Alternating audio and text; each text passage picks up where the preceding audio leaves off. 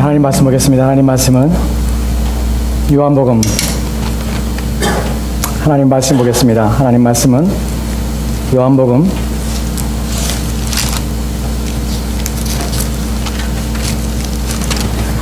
6장 30절에서 40절 말씀입니다.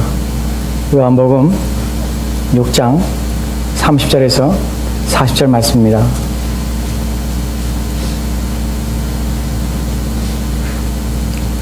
찾으신 줄 알고 한 절씩 우리 기도하도록 합시다. 요한복음 6장 30절에서 40절 말씀입니다. 우리 한 절씩 기도하도록 하겠습니다. 제가 먼저 봉독합니다.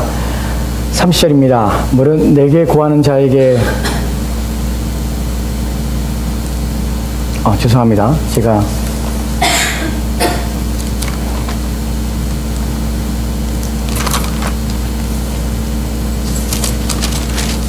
요한복음 6장 30절 말씀입니다.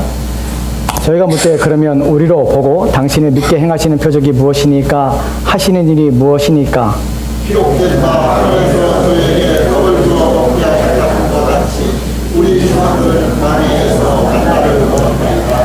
예수께서 이르시되 내가 진실로 진실로 너에게 이르노니 하늘에서 내린 떡은 모세가 준 것이 아니라 오직 내 아버지가 하늘에서 내린 참 떡을 너희에게 주시나니 하나님의 떡은 하늘에서 내려 세상에게 생명을 주는 것입니다. 저희가 가로되 주여 이 떡을 항상 우리에게 주소서. 예수께서 하시되 내가 곧 생명의 떡이니 내게 오는 자는 결코 줄이지 아니할 거예요. 나를 믿는 자는 영원히 못 마르지 아니하리라. 그러나 내가 너희에게 이르기를 너희는 나를 보고도 믿지 아니한도다 하였느니라. 아버지께서 내게 주시는 자는 다 내게로 올 것이요 내게 오는 자는 내가 결코 내어 쫓지 아니하리라. 내가 하늘로서 내려온 것은 내 뜻을 행하려 함이 아니요 나를 보내신 이의 뜻을 행하려 함이니라. 나를 보내신 이의 뜻은 내게 주신 자 중에 내가 하나도 잃어버리지 아니하고 마지막 날에 다시 살리는 이것이니라. 40절 같이 합독하겠습니다. 내 아버지의 뜻은 아들을 보고 믿는 자마다 영생을 얻는 이것이니 마지막 날에 내가 이를 다시 살리리라 하시니라. 아멘. 아멘.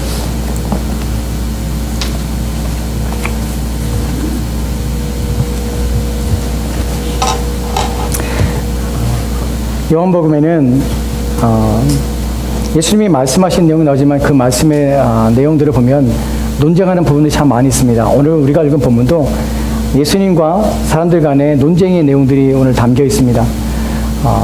논쟁이라는 것은 서로 가운데 의견을 제시하고 그 의견의 그 결말이 사실은 나지 않는, 그래서 문제는 그 논쟁의 결말은 서로 헤어지며 갈라지는 것이 오늘 본문에서 보여진 내용입니다. 어떻게 논쟁이 시작되고 어떻게 또한 본문 속에서 예수님과 또한 무리들과 어떤 대화들이 오가는 가운데 서로 가운데 불일치가 일어나고 그래 나중에는 서로 갈라지게 되는가 하는 부분을 오늘 살펴보려고 합니다. 오늘 우리가 읽었던 요한복음 6장의 첫 번째 내용은 어디서부터 시작되냐면 우리가 잘 아는 오병이어부터 이 내용이 시작됩니다. 오병이어 사건이 있은 후에 이제 그 다음에 제자들이 건너편 땅으로 발을 타고 건너가게 됩니다. 예수님께서 한밤중에 그곳에 가셔서 배에 가셔서 같이 건너편 땅에 가시는 장면이 나옵니다. 그리고 오늘 우리가 읽은 문맥의 앞구절은 22절부터 시작이 됩니다. 우선 먼저 오늘 우리가 읽었던 본문의 30절부터 본문을 좀 보도록 합시다. 30절 말씀에 이렇게 기록되어 있습니다. 그들이 묻되 그러면 우리가 보고 당신을 믿도록 행하시는 표적이 무엇이니까 하시는 일이 무엇입니까? 오늘 전체의 이야기 속에서 핵심적으로 이들이 예수님께 찔렀던 질문 중에 날카로운 질문 중에 하나가 이것입니다. 이 본문에는 두 가지 내용이 나옵니다. 그들이 묻되 그럼 우리가 보고 당신을 믿도록 행하시는 표적이 무엇입니까? 첫 번째는 당신을 믿도록 행하시는 표적이 무엇입니까? 라는 말입니다. 이 말에서는 우리가 보고라는 말을 먼저 여러분 주목해 보시면 좋겠습니다.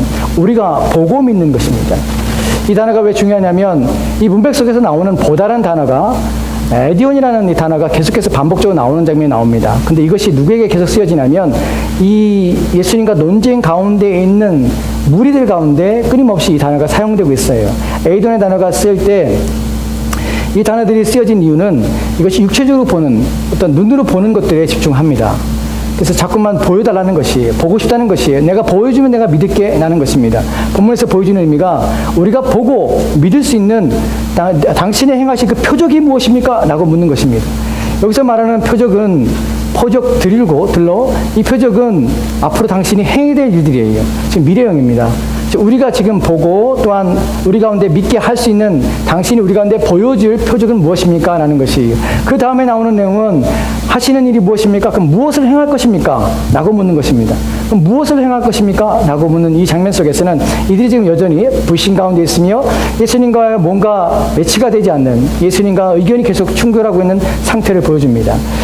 이 이야기를 우리가 전체적으로 한 단계 한 단계 살펴보기 시작하면 22절부터 본문을 좀 보도록 합시다. 22절 말씀에는 이렇게 기록되어 있습니다. 이튿날 바다 건너편에 서 있던 무리가 배 한 척 외에 다른 배가 거기 없는 것과 또 어제 예수께서 제자들과 함께 그 배에 오르지 아니하시고 제자들만 가는 것을 보았더니, 본문에서 이제 보았더니 라는 단어가 나오지요. 본문에서 보면은 바다 건너편에 서 있던 무리가 있습니다. 여기서 서 있다는 것은 이들이 한동안 서 있었습니다. 한동안 그 자리에 머물고 있었다는 것입니다. 이유는 왜 그러냐면 예수님을 찾고 있는 것이 이유였습니다. 그들이 바다 건너편에 있었다는 것은 어디를 말하냐면 어제 지난 밤에 예수님께서 기적을 행하였던 베세다 광야를 말합니다. 그곳에서 예수님께서 오병이어의 기적을 행하셨는데 거기에 지금 이들이 다음날 아침에 이들이 거기에 서 있는 것입니다. 예수님을 찾고 있었지요. 왜 그들이 거기에 예수님을 찾는데 서 있게 되냐면 다른 배가 거기 없었던 것을 알았습니다. 한 척 외에는 없었습니다. 즉 지난밤에 한 척 외에는 이곳에 없었기 때문에 예수님께서는 배를 타고 가시지 않은 것을 알았습니다. 제자들만 배를 타고 갔고 그렇기 때문에 예수님께서는 그곳에 있으라고 생각했다는 것이, 그래서 그곳에서 서서 예수님을 찾기 시작하였습니다. 예수님을 발견할 수가 없었습니다. 24절 말씀 봅시다. 24절 말씀에는 그들이 찾는 것이 그냥 대충 찾는 것이 아님을 우리가 보게 됩니다. 24절 말씀에는 무리가 거기에 예수 안 계시고 제자들도 없음을 보고 곧 배들을 타고 예수를 찾으러 가버나움으로 가서, 아멘. 본문에 보면 무리가 거기에도 예수가 안 계시다고 하는데 여기서 말하는 거기는 어디냐면 베세다의 건너편에 왔습니다. 디베랴까지 온 것이 와서 찾는데 없습니다. 없자 이들이 거기에서 예수님께서 없는 것을 알고 그리고 이 사람들이 가버나움으로 가는 것입니다. 본문에서 거기에 예수 안 계시고 제자도 없음을 보고 그 배를 타고 예수를 찾으러 가버나움으로 갔다고 합니다. 여기서 찾다는 단어가 이것이 현재 분사형인데 의미가 무엇이냐면 이들이 계속 찾는 것이에요. 찾는데 집요하게 찾는다는 의미가 바로 본문에서의 의미입니다. 예수님을 찾고 있는 그들의 마음들이 마치 못 찾으면 무엇인가 문제가 될 것처럼 사마음으로 찾고 있습니다. 예수님을 만나고 싶어 합니다. 예수님이 계신 곳을 알고 싶어서 샅샅이 찾습니다. 이들은 전날에 예수님께서 베세다 광야에서 오병이어의 기적을 행하신 것들을 봤으며 다음날 새벽까지 집에 돌아가지 않고 그곳에 머물렀던 자들입니다. 어디서 밤을 새우는지 모르지만 그들은 여전히 그 장소에 예수님이 계시다고 믿는 그 자리에 이들은 서성이고 있습니다. 그 정도의 정성을 가지고 있습니다. 온 밤을 지새우면서까지 예수님을 찾고 있고 또한 심지어 그곳에만 머물르는 것이 아니라 디베랴에서 온 배를 타고 조그마한 배들을 나눠 타고 이들은 예수님을 찾아서 바다를 건너가서 그곳에도 그곳에도 찾고 있지만 예수님을 발견할 수가 없던 것이에요. 여기서 찾다는 의미는 이처럼 집요함입니다. 끊임없이 찾는 것입니다. 거기서 없어 이 사람들이 이제 다시 예수님을 찾아서 포기하지 않고 가버나움까지 가게 됩니다. 여러분, 본문에서 우리가 생각할 것이 무엇이냐면 예수님을 찾는다는 것, 예수님을 쫓는다는 것, 예수님을 발견하기 원한다는 것, 만나길 원한다는 것이 어떠한 의미인지, 어떤 목적인지, 어떤 이유인지 아무것도 필요 없고 단순히 예수님을 쫓으며 예수님을 만나기 원하며 또한 예수님과 함께 있기를 원한다는 것이 모든 어떠한 이유에도 불구하고 그 모든 것이 다 옳다는 것은 아니라는 사실을 우리가 생각해 봐야 됩니다. 이들이 밤잠을 새우며 이들이 배를 타고 이들이 그곳까지 가서 또다시 배를 타고 가버나움까지 가는 그 모든 수고와 노력과 애씀에도 불구하고 그들이 예수님을 만나고자 함에도 불구하고 그 만나는 이유와 목적이 분명하지 않을 때 또한 그것이 온전하지 않을 때 이 만남은 또한 이 찾음은 의미 없는 또한 쓸모없는 찾음이 될 수 있다는 사실입니다. 결국에는 예수님을 떠나버리게 됩니다. 이 이야기의 마지막 결론에 요한복음 6장 66절 말씀에 이런 말씀이 있습니다. 그 예수님과 논쟁하며 예수님 말씀을 들었던 사람들이 예수님을 떠나기 시작합니다. 그리고 성경에 뭐라고 기록되냐면 다시 예수님과 함께하지 않다라는 표현을 씁니다. 그 이후에 예수님께 제자들에게 묻지요. 너희도 가려느냐? 많은 사람들이 예수님을 떠납니다. 이 논쟁의 결과 예수님을 찾았던 그 많은 사람들이 밤을 새우며 배를 갈아타며 또한 장소를 옮겨가며 예수님을 찾고자 했던 만나고자 했던 그 사람들이 예수님과 이야기 속에서 그들은 결국 예수님을 버려버리고 떠나버리고 다시는 예수와 함께 다니지 않게 되는 결과를 마련하게 된다는 것입니다. 왜입니까? 무슨 목적과 무슨 의도로 예수님을 쫓으며 예수님을 만나려 하는 것이에요. 오늘 이야기 속의 핵심은 바로 이것입니다. 우리가 예수님을 왜 쫓으며 예수님을 왜 만나야 됩니까? 예수님을 왜 믿어야 됩니까? 또 예수님을 왜 따라야 됩니까? 하는 부분에 여러분들이 초점을 맞추시고 말씀을 들었으면 좋겠습니다. 그 다음 본문을 보면 이렇게 찾다가 이들은 25절 말씀에서 예수님을 만나게 됩니다. 가버나움에서 만났습니다. 예수님 만나고 이렇게 말하죠. 라삐어, 언제 이곳에 오셨습니까? 라고 묻습니다. 왜냐하면 자기들이 예상했던 장소가 아니기 때문에 그래요. 그러자 26절 말씀에 예수님께서 그들에게 말씀하십니다. 26절 말씀을 같이 읽을까요? 같이 읽겠습니다. 시작. 예수께서 대답하여 이르시되 내가 진실로 진실로 너희에게 이르노니 너희가 나를 찾는 것은 표적을 본 까닭이 아니요 떡을 먹고 배부른 까닭이로다. 아멘, 아멘. 예수님께서 말씀하십니다. 이 말씀의 26절의 말씀의 내용들을 보면 어떤 뉘앙스냐면 예수님께서 달가워하지 않는다는 것이에요. 그들의 그 모습을 보며 칭찬하거나 환영하거나 기뻐하지 않는다는 것입니다. 그리고 오히려 예수님께 말씀하시지요. 너희들이 나를 찾는 이유는 찾고 있는 것은 현장입니다. 너희들이 지금 계속해서 나를 찾고 있는 이 행위는 너희들이 표적을 표적을 보았기 때문이 아니다. 그 표적은 예수님께서 과거에 행했던 과거형입니다. 즉 예수님께서 어젯밤에도 이뤘던 그 표적입니다. 그 표적이란 표현 속에는 단순히 기적이란 단어가 아니라 표적이란 말은 표적은 무엇인가를 나타내며 드러나기 위해서 행해졌던 것입니다. 즉 예수님이 누구신가? 그분이 왜 일을 행하셨는가? 그분이 어떻게 이런 일을 가능하게 하시는가? 결국 그분은 어떤 분이신가 하는 것에 초점을 맞춘 것이 표적입니다. 표적을 봤는데 그들은 그 표적의 의미를 모르는 것입니다. 예수님께서 너희들이 이 표적을 봤기 때문에 표적의 의미를 깨닫기 때문에 나를 쫓는 것이 아니라 너희들은 배가 불렀기 때문에 너희들은 나를 쫓고 있다는 것입니다. 본문에서 배가 부르다는 의미는 이런 의미입니다. 수동형으로 배가 불러진 것입니다. 즉 자신의 노력과 자신의 수고로 자신들이 먹을 걸 구해서 얻은 것이 아닙니다. 예수님을 쫓았더니 예수님께서 하늘로부터 떡이 내려온 것처럼 예수님께서 오병이의 기적을 통해서 떡을 쪼개어 나눠주심으로 그들은 자기의 수력과 수고와 노력이 없이 떡과 음식을 먹게 되었던 것입니다. 그래서 배가 부른 상태가 된 것입니다. 너희들이 나를 찾는 이유가 무엇이냐? 배가 부름이라. 너희들이 수고한 노력이 아니라 너희들이 무엇인가 공짜로 얻었기 때문에 너희는 그것을 추구하며 그 때문에 나를 찾고 있느니라 라고 말씀하시는 것입니다. 사실은 요한복음 6장 14절 말씀에 이들이 오병이의 사건 이후에 예수님을 다르게 봅니다. 그리고 예수님을 집요하게 추적하려는 마음을 갖기 시작합니다. 예수님께 그들의 마음을 아셨습니다. 그리고 뭐라고 성경에 기록됐냐면 14절 말씀에 그들이 예수님을 왕으로 세우려고 한다는 사실을 예수님이 알게 됩니다. 그들의 마음속에 예수님을 왕으로 세우려 합니다. 그런데 그 단어 중에 의미가 무엇이냐면 무력으로 말입니다. 자신의 힘으로 말입니다. 예수님을 어디도 못 가도록 그를 붙잡아 놓고자 하는 마음이 저들의 심령 속에 있었습니다. 예수님께서 그들의 마음을 아셨습니다. 그리고 성경에 보면 예수님께서 산으로 피하셨습니다. 기도하러 가신 것입니다. 본문에서 이들이 예수님을 집요하게 찾고 있지만 그 찾음은 예수님께 결코 환영받는 찾음은 아닙니다. 놀랍게도 같은 병행 본문인 누가복음 9장 14절 말씀에는 오병이의 사건이 나옵니다. 거기에 예수님께서 자기에게 나오는 무리들을 바라보는 장면이 나오는데 그 본문 속에서 14절 말씀에 예수님이 뭐라고 하냐면 무리를 보시고 그 무리에게 가셔서 환영하셨다는 표현을 씁니다. 그들을 환영하셨습니다. 그들이 자기에게 오는 것을 나무라는 것이 아니라 자기에게 오는 것을 기꺼이 기쁨으로 그들을 맞이하셨습니다. 그런데 똑같은 의미 속에서 그 후에 벌어진 오병이의 사건 이후에 다음 날 벌어진 이 사건 속에서는 자기에게 오는 자를 예수님 환영하지 않고 있다는 것입니다. 사람이 달라진 것이 아닙니다. 무엇이 달라졌습니까? 그들의 마음이 달라진 것입니다. 그들이 무엇 때문에 예수님을 쫓고 있냐는 것입니다. 무엇 때문에 예수님을 만나고자 하는 것입니다. 예수님께서는 책망하며 그들에게 말씀하시는 것입니다. 이 책망은 27절 말씀에 더 적나라하게, 더 확연하게 우리 가운데 예수님을 통하여서 알게 합니다. 27절 말씀 보도록 합시다. 27절 말씀 같이 읽겠습니다. 시작. 양석을 양식을 위하여 일하지 말고 영생하도록 있는 양식을 위하여 하라. 이 양식은 인자가 너에게 주리니 인자는 아버지 하나님께서 인치신 자니라. 아멘. 아멘.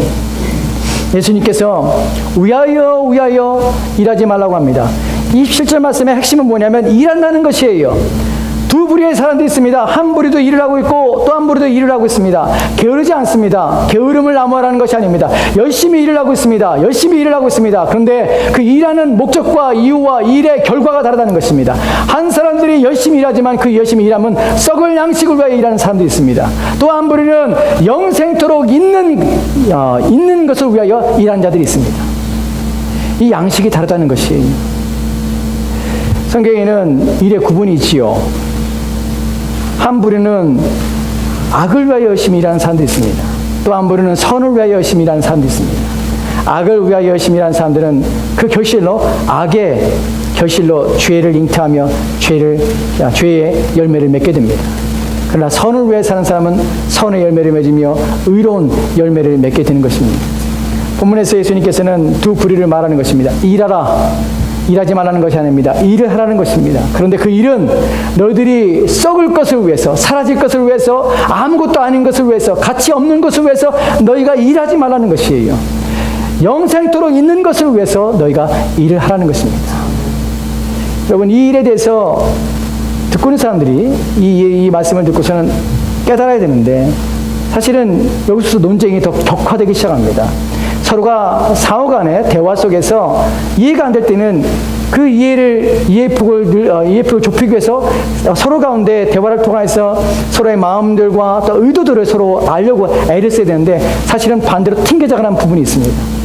오히려 그 말에 대해서 딴지를 걸며 그 말에서 시비를 걸며 오히려 자신들의 주장을 굽히지 않고 얘기함으로 이 논의가, 이 이야기가 무너지며 또 이 논쟁이 무의미하게 되어버리는 일들이 발생한다는 것이에요. 그 다음의 내용들을 보면 예수님과의 대화 속에서 이들은 그 의미를 상실할 뿐만 아니라 예수님의 대화를 무너지게 하며 결국은 갈라지는 일들을 만들어가게 됩니다. 왜냐하면 자신들이 하고 있는 것에 대해서, 자신의 이해에 대해서 예수님의 뜻과 예수님의 목적과 예수님의 의도에 대해서 저들은 알려고 하지 않기 때문에 그렇습니다. 28절 말씀에는 이렇게 얘기하죠. 이 이야기를 통해서 사람들이 그렇군요. 우리가 지금 일하고 있는 것들, 우리가 지금 애를 써서 예수님을 찾고자 하는 것들은 우리가 배가 부르기 때문에 그렇습니다. 그렇습니다. 이것은 썩을 것입니다. 그러나 썩지 않을 것을 일을 해야 되겠군요. 이런 물음 속에서 이야기가 전개돼야 되는데 사실은 28절 말씀에는 이들이 뭐라고 하냐면 그러면 썩지 않고 일할 수 있는 것. 본문에서 마지막 절에 인자는 아버지 하나님께서 인치신 자니라 이 말을 듣고 그러면 우리 가운데 하나님의 일을 하라는데 하나님의 일이 무엇입니까? 라고 묻습니다. 27절 말씀에서 양식을 위하여 일을 하라. 썩을 양식이 아니라 영생토록 있는 양식을 위하여 일하라. 그렇다면 일을 하는데 영생토록 있는 양식을 위하여 일하는 것이 무엇입니까? 라고 묻습니다.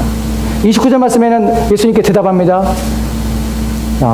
영생토록 있는 양식을 위하여 하는 것은 하나님께로부터 보냄을 받는 자를 믿는 것이 바로 너희들이 영생토록 있는 양식이다. 그것이 너희들이 해야 될 일이라 하고 말씀하십니다. 그 일에 대하여 이들이 30절, 오늘 우리가 읽었던 30절 말씀에 이들이 반박하면서 하는 얘기가 바로 30절 말씀입니다. 30절 말씀 다시 한번 볼까요? 우리 같이 한번 읽겠습니다. 같이 읽겠습니다. 시작. 그들이 묻되 그러면 우리가 보고 당신을 믿도록 행하는 표적이 무엇이니까? 하시는 일이 무엇이니까? 지금 이 논리를 이해하셨습니까? 찾아왔고 이들이 예수님께서 언제 여기서 오셨습니까? 라고 물었습니다. 예수님께서는 너희들이 나를 찾는 이유가 너희들이 표적을 본 까닭이 아니라 배가 부름이라. 너희들이 썩을 양식으로 일하지 말고 영생토록 있는 것을 위해 일하라 라고 말했습니다.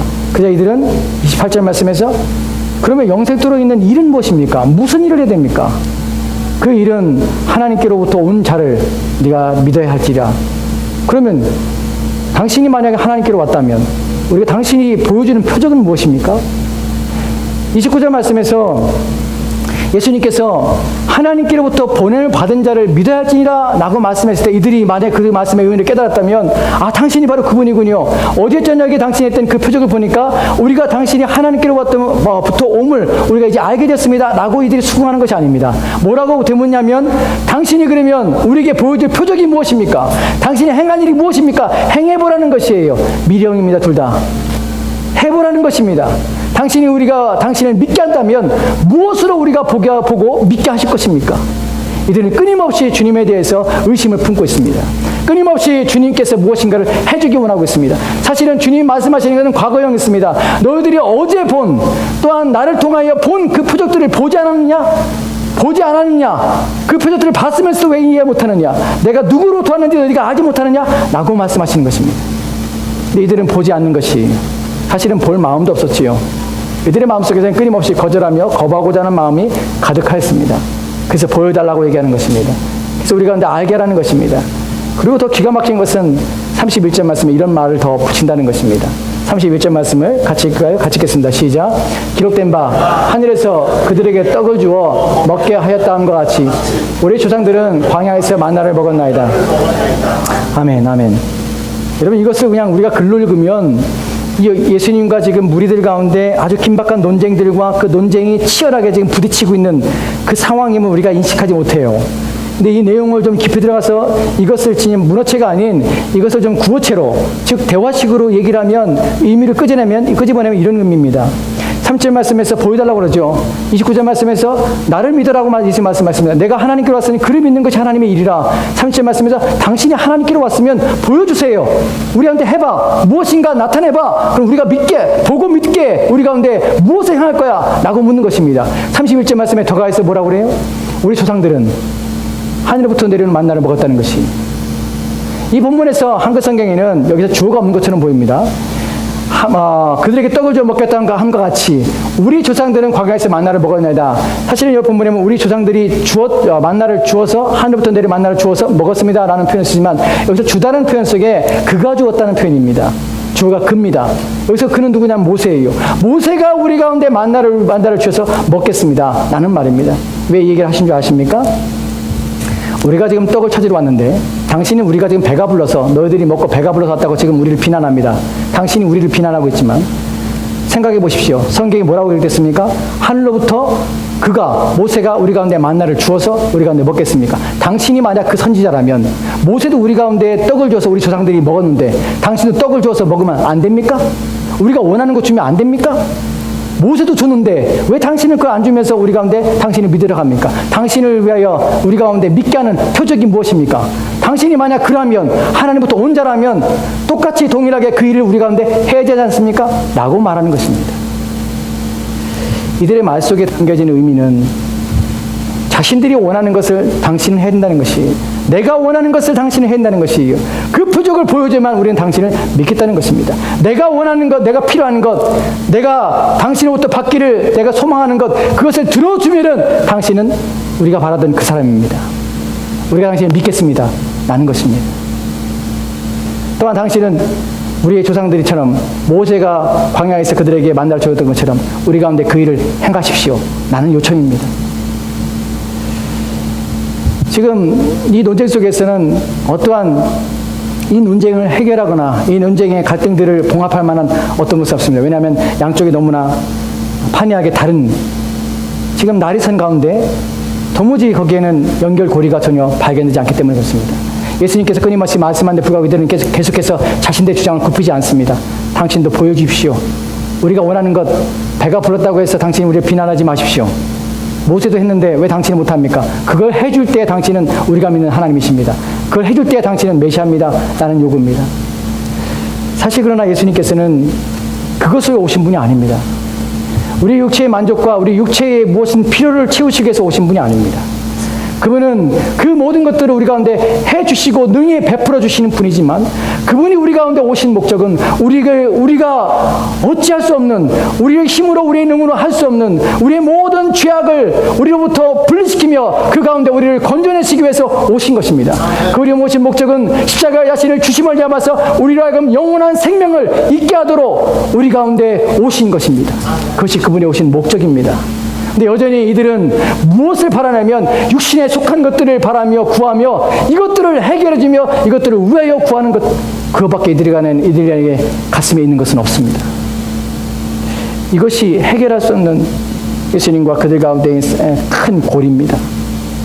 더 중하고 더 귀한 것들에 대한 보는 눈이 없음만 야마서 이들은 육신의 만족과 육신의 기쁨에 의해서 그것들을 채워주기 원하여 예수님을 쫓는 것입니다.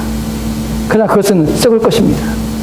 예수님께는 더 귀한 것, 이 땅의 것이 아니라 영원한 생명의 것들을 주시기 원하지만 이해하지 못하는 것이에요. 그래서 당신은 우리가 찾는 그분이 아니기 때문에 믿을 수 없다는 것입니다. 우리가 당신을 쫓는 것을 그만두고 떠나겠습니다 라고 66절에 말하는 이유가 바로 그것입니다. 환영받지 못하는 것이에요. 왜 예수님이 환영받지 못하냐면 인간이 자신의 욕구가 또한 자신이 원하는 것이 만족되지 않을 때 예수님을 쫓는 것을 포기하며 예수님을 버린 일들을 행한다는 것입니다. 이것이 인간이 가지고 있는 죄의 완악함들입니다. 진리 앞에 섰을 때 그 진리를 분별하지 못하며 깨닫지 못하여서 끊임없이 자기의 욕구와 탐심에 매여서 인생을 살아가는 것이, 그래서 하나님이 주신 생명의 말씀을 듣지 않는 것입니다. 그 말씀에 순종하지도 않는 것입니다. 예수님께서는 이 말씀을 통해서 포기하시고 그러면 그냥 너희들 그냥 가라 라고 말씀하지 않으시고 32절 말씀에 예수님께서 다시금 이들의 가운데 또 반응하십니다. 32절 말씀 볼까요? 다시 한번 읽겠습니다. 같이 읽읍시다. 시작. 예수께서 이르시되 내가 진실로 너에게 이르노니 모세가 너에게 하늘로부터 떡을 준 것이 아니라 내 아버지께서 너희에게 하늘로부터 참떡을 주시나니. 아멘. 아멘. 만약에 우리가 어떤 논쟁을 벌인다면 이렇게 못 알아먹고 이렇게 끊임없이 자기 주장하며 그 길이 아닙니다. 그런 삶이 아닙니다. 그 길로 가면 당신이 죽습니다. 그 모습은 하나님 원하지 않는 것뿐만 아니라 그 길은 사망의 길입니다 라고 끊임없이 얘기하는데 쓸데없는 소리 한다고. 예수 믿는 이유가 무엇이냐? 내 욕심이 잘 되고 내 삶에 원하는 것들, 내가 필요한 것들을 채워주는 것이 종교의 힘이 아니냐? 우리가 예수를 믿는 이유가 아니냐? 라고 끊임없이 얘기하며 그것에 매달리며 그것이 전부인 것처럼 얘기한다면 논쟁은 결렬될 수밖에 없죠. 그때 그런 논쟁에 여러분이 대치상태에 있을 때 뭐라고 여러분 하시겠습니까? 뭐라고 하시겠습니까? 끊임없이 설득하시겠습니까? 설득하시겠죠. 여러분의 인격에 설득하시겠죠. 참고 있냐면 또다시 도전하며 얘기할 수도 있겠습니다. 그러나 속으로는 그렇게 생각하지 않을까요? 그렇게 살다가 그냥 당신이 가야 될 곳에 가는 게 낫겠습니까? 여러분, 어느 복음을 전하다가 어떤 논쟁을 하다가 어떤 대책점에 서서 서로 가운데 이야기가 통하지 않으며 그 이야기가 막힐 때가 있습니다. 복음을 전혀 듣지 않으며 복음을 거부하는 자들이 있습니다. 끝까지 복음을 거역하며 서 있는 자들이 있습니다. 그때 신자가 할 수 있는 것은 그냥 조용히 물러나오는 것이죠. 더 이상 대화가 진전이 없네요. 우리의 이야기는 서로 가운데 아무런 교통할 수도 없고 서로의 의견을 조율할 수도 없습니다. 논쟁을 여기서 그치는 것이 바람직하겠군요 하고 물러서는 것입니다. 여러분, 근데 그 마음 속에는, 그 내면 속에는 무엇이 있냐면, 물론 그 가운데 하나님께서 그 가운데 국리를 주셔서 그의 마음을 변화시키고 또한 돌아올 수 있는 은혜를 주셨으면 하는 바람이 있지만, 한편으로는 그 완악함 때문에, 한편으로는 끊임없이 복음을 공격하며 복음을 거부하는 그 마음 때문에 한편은 그러지요. 당신은 가야 될 곳에 가야 되겠군요. 이 말은 다른 말로 하면 무슨 말입니까? 당신은 지옥에 가야 정신을 차리겠군요. 여러분, 끊임없이 완악한 자들에게 할 수 있는 것은 끊임없이 거역하며 끊임없이 하나님 말씀 앞에 거부하며 그 말씀 앞에 들으려 하지 않는 자들에게는 어찌할 수 있는 방법이 없습니다. 66절에서 불행하게도 수많은 사람들이 예수님을 떠납니다. 예수님의 말씀을 직접 들음에도 불구하고 그 말씀 앞에 전혀 반응하지 않고 떠나는 수많은 사람들이 있습니다. 본문을 보며 참 안타까운 마음이 있습니다. 하지만 그 완악함들이 얼마나 강한지를 우리가 그 모습 속에서 보게 되는 것입니다. 예수님은 포기하지 않고 다시 말씀합니다. 32절 말씀에 예수님께서 말씀하시죠. 뭐라고 말씀합니까? 모세가 너에게 하늘로부터 뜬 떡이 하늘부터 떡을 준 것이 아니라 내 아버지께서 너에게 하늘로부터 참떡을 주시나니 말씀하십니다. 지금 그들의 생각을 교정하시려 합니다. 마지막 교정입니다. 너희들에게 준 떡은 31절 말씀에 뭐라고 했습니까? 우리 조상들은 광야에서 만나를 먹었습니다. 그리고 조상들이 광야에서 떡을 먹었을 때 그가 우리에게 주었습니다. 라는 표현을 썼습니다. 여기서 말하는 그는 모세지요. 모세가 우리를 먹였던 것처럼 당신도 우리에게 먹여야 됩니다. 라고 말하는 것입니다. 예수님께서는 32절 말씀에 그가 준 것이 아니라고 표현하죠. 모세가 준 것이 아니라 내 하늘에 계신 내 아버지께서 주신 것이라 라고 말씀하십니다. 여기서 주신다는 것은 현재 진행으로 참떡을 주시나니 지금도 끊임없이 공급해 주시는 것입니다. 사람이 사는 것은 사람을 통하여 얻어지는 능력과 사람을 통하여 얻은 도움으로 사는 것이 아닙니다. 또한 일상에 공급해진 어떤 것을 사는 것이 아닙니다. 사람이 사는 것은 하늘에 계신 아버지께서 날마다 우리 가운데 공급하시는 그 힘으로 사는 것입니다. 우리가 믿는 믿음은 무엇이냐면 이 세상의 모든 것들은 오직 하나님으로부터 오는 것임을 우리가 믿는 것입니다. 하나님이 허락하지 않는 것들은 그 어떤 것도 우리 가운데 주어지지 않습니다. 또한 하나님 우리 가운데 주실 때만 우리 가운데 받을 수 있는 것입니다. 그러기에 주님께서는 그들의 생각을 교정하며 선자가 준 것도 아니고 모세가 준 것도 아니다. 이것은 내 아버지께서 주신 것이라 라고 묻습니다. 그리고 본인은 그 아버지부터 온 자임을 말씀하신 것입니다. 그래야 나를 믿어야 될 것을 말하는 것입니다. 34절 말씀 보도록 합시다. 34절 말씀 같이 읽겠습니다. 시작. 그들이 이르되 주여 이 떡을 항상 우리에게 주소서. 아멘. 끝입니다. 끝. 이 말을 들으면서 이 말을 읽으면서 야 정말 갈 때까지 가는구나. 지금 예수님의 말에 지금 이들이 지금 변화된 것이 아니에요. 깨달은 것이 아니에요. 그렇군요. 하나님께 주시는 것이군요. 우리가 썩을 양식으로 얘기하면 안 되는군요. 하나님께로 온 그분을 믿는 것이 하나님의 일이고 그것이 영생을 잊게 하는 양식이군요. 우리가 그리스도 예수를 믿어야 있군요. 당신을 믿어야 되겠군요.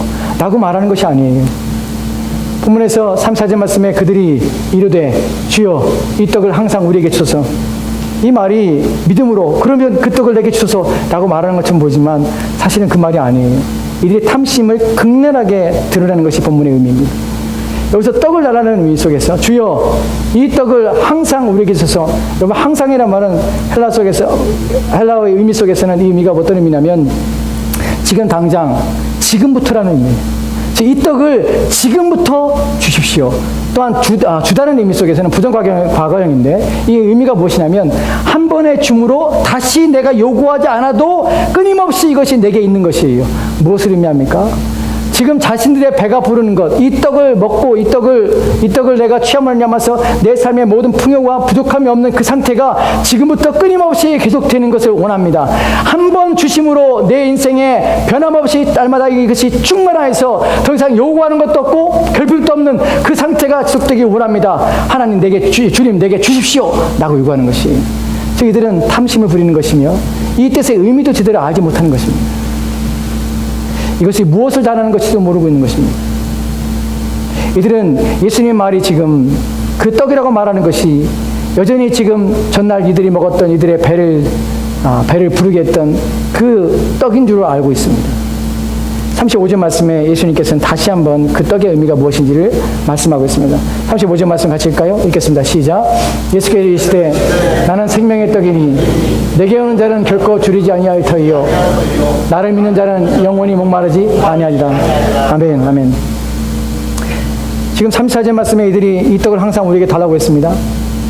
한 번 주셔서 지속적으로 내 삶에 더 이상 구하지 않고 내가 더 이상 초라하지 않도록 내가 더 이상 요구하지 않도록 될 만큼 내게 한 번 주셔서 그 결과가 내 평생에 지속되도록 하나님 주십시오. 주님 주십시오. 라고 말씀하셨습니다. 구하였습니다. 여기에 대해서 예수님께서 그들의 생각을 다시 한번 교정하십니다. 나는 생명의 떡이라. 너희들이 지금 구하고 있는 것은 너희의 배를 부르게 하는 육체의 만족을 주는 것을 위해서 끊임없이 구하고 있지만 내가 너희에게 주고자 하는 것은 이 땅의 것도 아니고 너희 육체의 만족을 주는 것도 아니라 내가 바로 그 생명의 떡인데 내게 오는 자는 결코 줄이지 않을 것이다. 또한 내가 주는 것들이 나에서 너는 결코 목마르지 않을 것이다. 영원토록 목마르지 않을 것이라고 말합니다. 이 말 속에서 우리가 예수님께서 말하는 의도는 우리는 압니다. 무슨 의미인지를 알죠. 예수님께 자신을 생명의 떡이라고 말씀하신 것도 무슨 말인지 알고, 내게 오는 자는 결코 줄이지 아니할 것이라 알고 있고, 나를 믿는 자는 영원히 목마르지 않을 것을 우리는 무슨 말인지 압니다. 이것이 무슨 의미입니까? 자신의 몸을 주시는 것이 무슨 의미입니까? 53절 말씀에 예수님께서 이것을 분명하게 또한 말씀하고 있습니다. 53절 말씀 볼까요? 같이 읽겠습니다. 시작. 예수께서 이르시되 내가 진실로 진실로 너에게 이르노니 인자의 살을 먹지 아니하고 인자의 피를 마시지 아니하면 너희 속에 생명이 없느니라.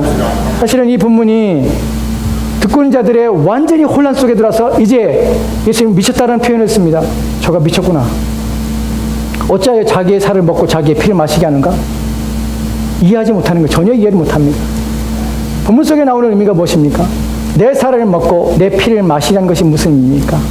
예수님이 여기서 말씀하시는 것은 그분이 십자가에서 죽으심만 아니하면서 우리를 위하여 주시는 자신의 몸과 우리를 위하여, 우리의 죄를 위하여 흘리시는 그의 피와 그 생명이 우리 가운데 주어지기 위하여 자신의 몸을 드리는 것을 의미합니다.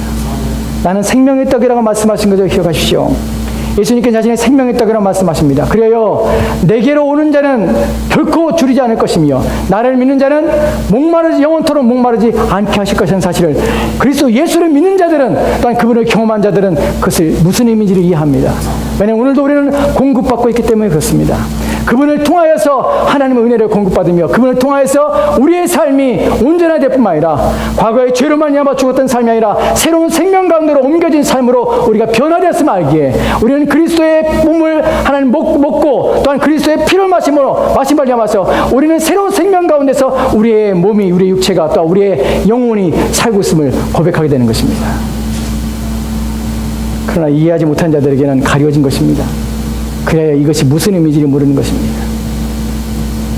예수님께서 우리 가운데 이것을 보여주시며 이것을 나타내시고 이것을 말씀하신 이유는 문맥 속에서 30절 말씀에서 우리가 이렇게 읽었던 것을 기억하시지요. 그들이 질문했지 않습니까? 30절 말씀에서 무엇입니까?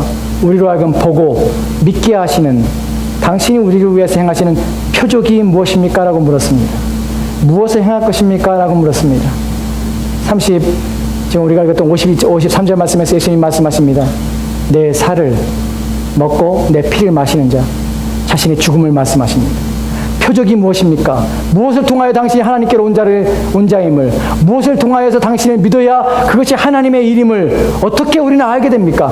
무엇이 우리로 하여금 썩을 육체가 아니라 영생토록 있는 생명을 위하여 하는 일입니까? 그 모든 일들이 무엇을 통하여 보여주며 당신을 믿게 하는, 또 당신의 믿음을 담아서 우리가 영생을 얻게 하는 것입니까? 이 모든 내용 속에 담겨진 그 결론은 무엇이냐면, 내가 너에게 보여주는 표적은 내가 십자가의 죽음을 담아서 내 몸이 죽고 내 피를 말미암아서 너에게 생명을 주는 그 일들이 바로 너에게 주는 표적이라는 사실입니다. 여러분, 예수님께서는 그 표적으로 우리 가운데 보여주었습니다.